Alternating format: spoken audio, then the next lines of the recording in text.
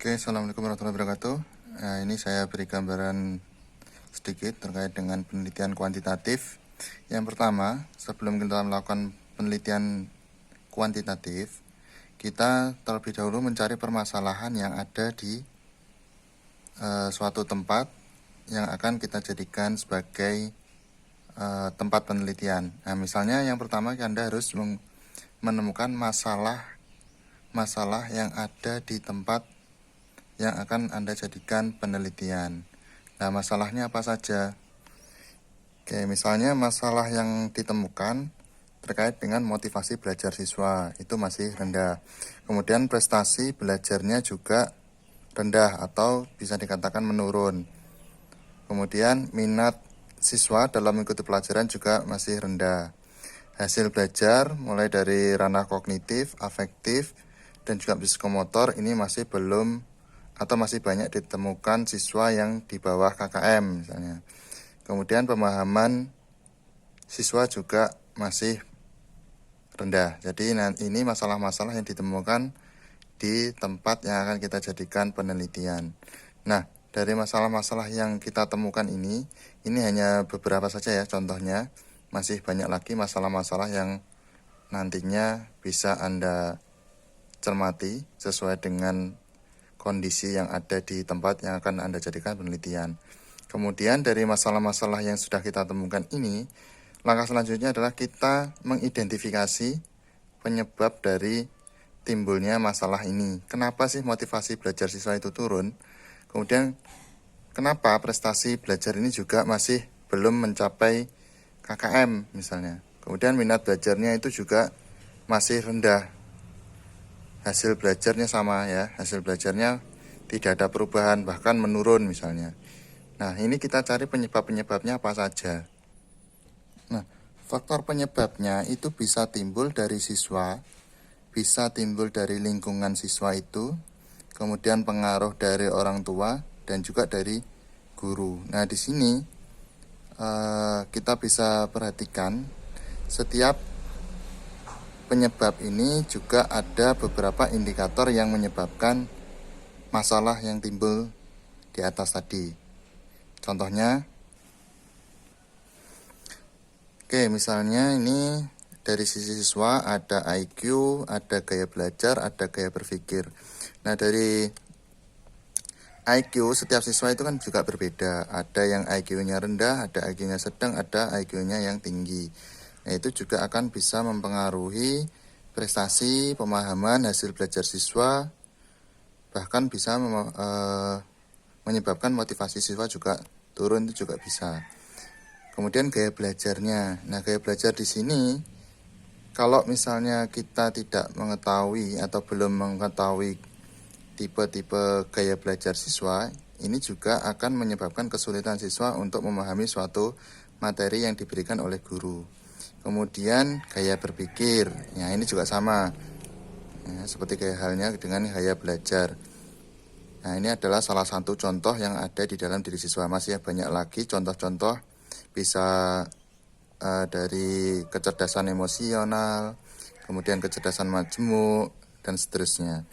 Kemudian dari sisi lingkungan, misalnya lingkungan tempat belajarnya itu bising, ya, banyak kendaraan yang melintas sehingga menyebabkan suara pada saat pembelajaran itu tidak terdengar jelas misalnya. Kemudian lingkungannya juga tidak kondusif, ya, ramai. Di dalam kelas itu ramai misalnya. Ini hanya salah satu contohnya, nanti masih banyak juga. Kemudian dari penyebab orang tua, bisa dari motivasi keluarganya, misalnya si anak itu diberikan motivasi yang kurang ya, misalnya begini, buat apa sih sekolah tinggi-tinggi kalau pada akhirnya mencari pekerjaannya ini itu dan seterusnya susah ya, misalnya begitu. Kemudian bisa dari sisi kondisi ekonomi. Nah, ini misalkan si siswa lebih tertarik untuk membantu orang tuanya mencari ekonomi karena memang kondisi ekonominya bisa dikatakan rendah. Nah, misalnya seperti itu, sehingga anak ini dalam pembelajarannya ya, itu lebih mengutamakan di membantu orang tuanya untuk mencari ekonomi, sehingga pada saat pembelajaran itu tidak terlalu fokus ya mas, lebih memikirkan ke arah ekonomi tersebut. Ini masih banyak lagi yang lainnya. Kemudian dari guru, nah ini bisa dari model pembelajarannya, strategi yang digunakan, pendekatan pembelajaran, metode atau teknik, kemudian bahan ajarnya, media yang digunakan. Nah ini bisa menyebabkan masalah-masalah yang sudah kita tuliskan di atas. Nah, dari sini bisa kita hubungkan, misalkan motivasi belajar siswa itu rendah karena misalnya model pembelajaran yang digunakan guru itu kurang bervariatif, kurang variatif, atau model pembelajarannya monoton, itu saja, sehingga siswa bosan. Siswa bosan. Gimana supaya tidak bosan? Bisa kita gunakan model pembelajaran, contohnya kooperatif misalnya, boleh. Jadi silahkan. Nah, nanti pertanyaannya begini, apakah kita menggunakan model pembelajaran kooperatif itu dapat memberikan motivasi belajar siswa yang berbeda? Nah, itu pertanyaannya. Sama halnya misalkan kita menggunakan media pembelajaran, apakah dengan menggunakan media pembelajaran motivasi belajar siswanya juga berbeda?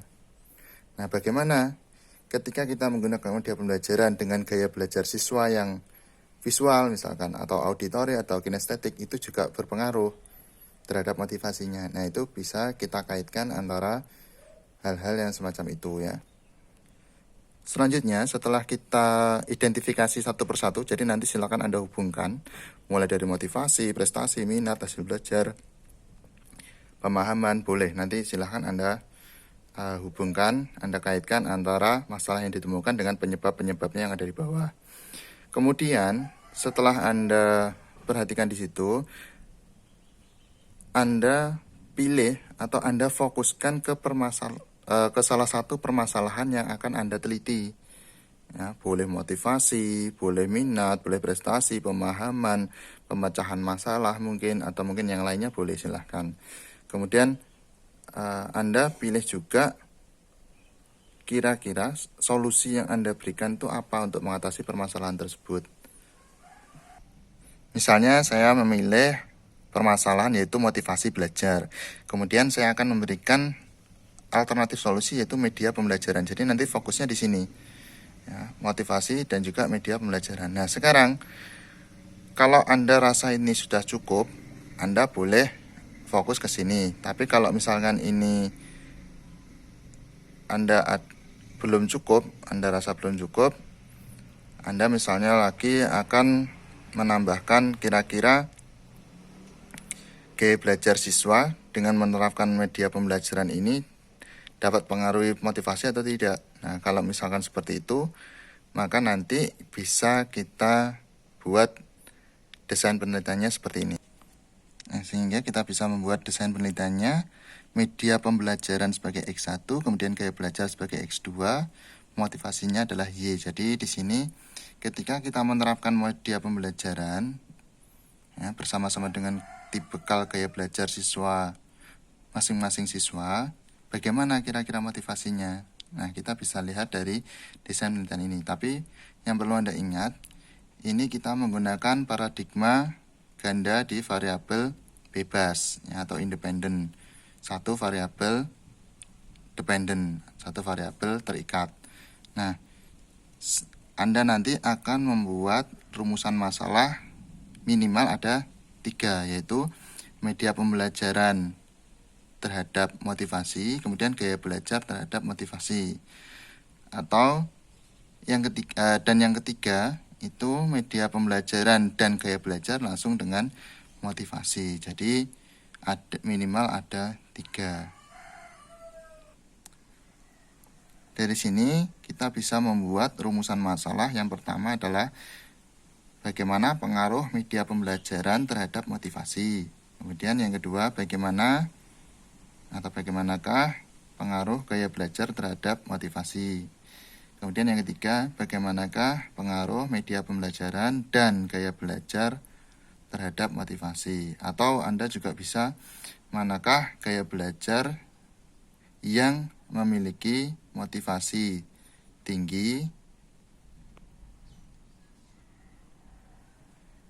apakah gaya belajar visual, gaya belajar auditori, atau gaya belajar kinestetik. Jadi bisa, nanti salah satunya bisa seperti itu untuk rumusan masalahnya.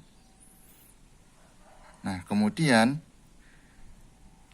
setelah kita memiliki rumusan masalah, nantinya kan akan kita jawab atau kita duga sementara, atau biasanya yang kita sebut yaitu hipotesis.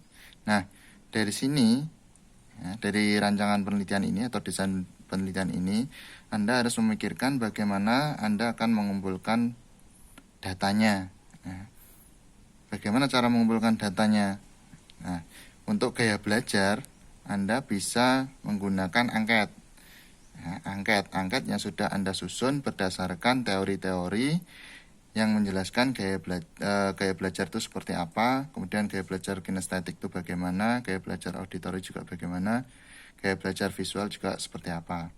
Kemudian motivasi ini juga Anda harus menggunakan teknik pengumpulan data. Di sini untuk gaya belajar kita akan menggunakan angket, kemudian motivasi juga bisa menggunakan angket. Setelah data terkumpul dari dua ini, langkah selanjutnya data yang kita peroleh di sini, kemudian data yang ada di sini,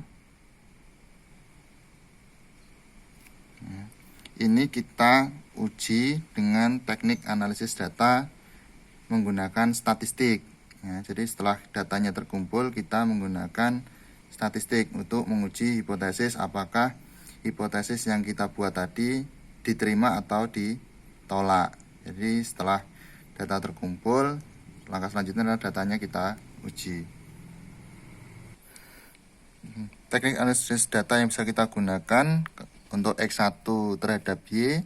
Jadi kita mencari pengaruh dari gaya belajar terhadap motivasi, bisa menggunakan uji T. Kemudian X2 ke Y juga bisa menggunakan uji T. X1, X2 terhadap Y ini bisa menggunakan uji regresi ataupun uji ANOVA. Nah, tergantung dengan hipotesis yang kita buat, ya, tergantung dengan hipotesis yang kita buat. Oke, terima kasih. Sekian materi yang bisa saya sampaikan. Apabila ada kekurangannya saya mohon maaf. Apabila masih ada pertanyaan boleh ditanyakan, silahkan. Terima kasih. Assalamualaikum warahmatullahi wabarakatuh.